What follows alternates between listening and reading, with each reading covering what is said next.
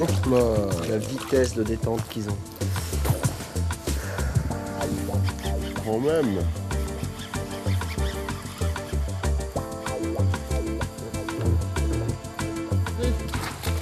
On a fait une première tape. Je l'ai pas ferré. Parce qu'elle était vraiment petite. Il est revenu la deuxième fois, elle était bonne, tu vois. On te parle des brochets, des grands poissons avec 700 dents et tout. Quand t'es gamin, ça te fait rêver. Je me rappelle encore de mon tout premier brochet que j'avais pris avec une ondulante. C'était marrant. C'est un peu le roi des rivières quand même. Et puis après, j'aime ça parce que on peut le pêcher de pas mal de façons. J'ai commencé comme beaucoup un peu au leurre, à la cuillère et puis au vif. Et puis ça m'est passé rapidement. Dans ma période mouche uniquement, j'ai trouvé un partenaire de jeu qui était vraiment sympa. Puis ça peut devenir gros. Toujours cette barre du mètre pour le brochet, se dire voilà, on va arriver à passer le mètre. Alors pour moi, c'est déjà arrivé 2 fois, mais j'attends la prochaine.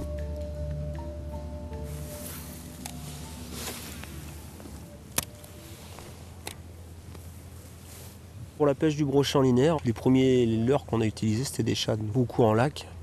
En pêchant les cendres, déjà, il y a des journées où il fallait animer, des journées où il fallait ramener sur une même ligne, une même profondeur. Et c'est de là qu'on a remarqué que c'est vrai que les shad qui passaient à une certaine profondeur du fond de manière un peu uniforme avaient quand même beaucoup de succès sur les branques. Donc de là, il n'y avait qu'un pas à franchir, quoi. On a changé le matériel, on a changé un peu les techniques d'approche, les postes. Et puis on a essayé de reproduire ça sur des milieux où il y avait vraiment beaucoup plus de brochets. Et c'est vrai que dès qu'on a fait ça, on a pris beaucoup de poissons. On le voit bien, là, c'était quand même relativement difficile la pêche.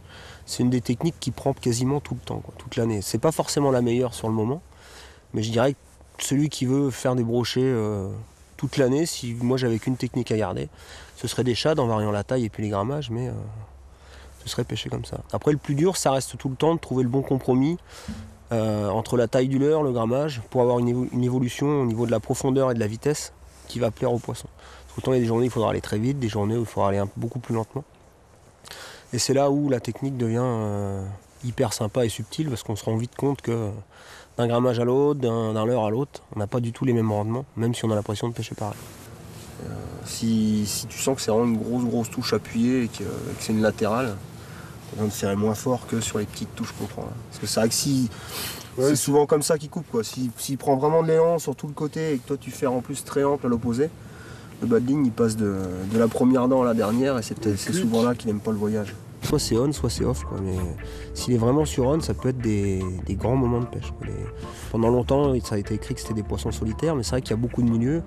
Justement, on se rend compte qu'il peut y avoir 20, 30, 40, 50 brochets juste autour d'un banc de vif ou alors sur un plateau. Pendant les périodes de frénésie, on peut connaître des vraies belles émotions de pêche. Il est trapu. Ah, il est trapu, ouais. Eh ben voilà, c'est plus correct, ça. Là, déjà un brochet de top 5. Il est vraiment trapu, t'as l'impression qu'il a fait... C'est la bonne soupe. Ah bah on se demande avec quelle heure en plus. C'est un cochon. Oh la vache. C'est un cochon.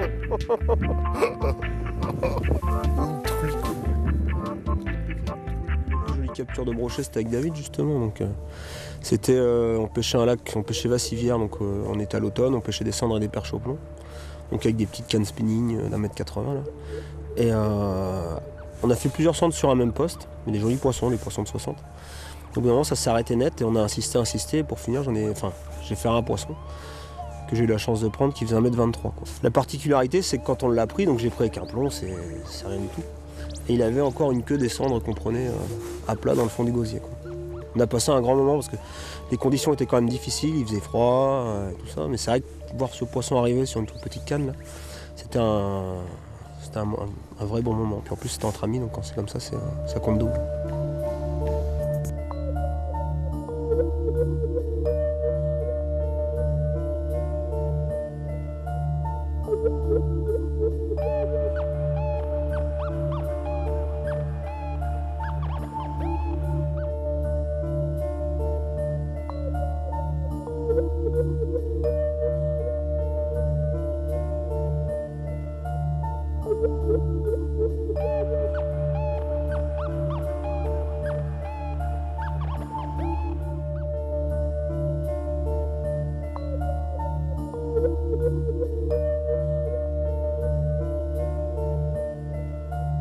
cochon.